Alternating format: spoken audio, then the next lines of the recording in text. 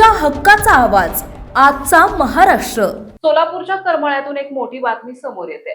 स्वतःला दैवी शक्तीचा अवतार समजणारा आणि जादू टोण्याच्या नावाखाली लोकांची फसवणूक करणारा भोंदू बाबा मनोहर भोसले याला करमाळा न्यायालयाने आता न्यायालयीन कोठडी सुनावली आहे।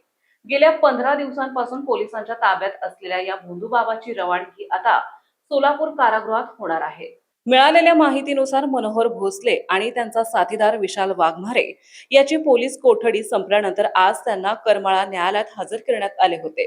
पोलिसांनी तपासासाठी आणखी 7 दिवसांच्या कोठडीची मागणी केली होती, मात्र न्यायालयाने ही मागणी फेटाळून लावत दोघांनाही न्यायालयीन कोठडीत पाठवण्याचे आदेश दिले आहेत।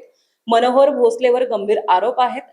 आजार बरे करण्याच्या बहाण्याने आणि दैवी शक्तीचा वापर करत असल्याचं सांगून त्याने अनेक सामान्य नागरिकांची आर्थिक लूट केली आहे।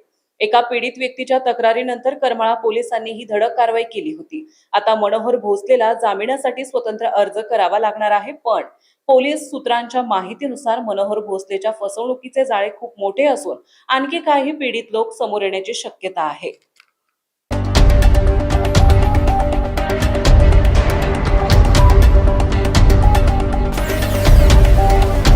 तुमच्या हक्काचा आवाज आजचा महाराष्ट्र।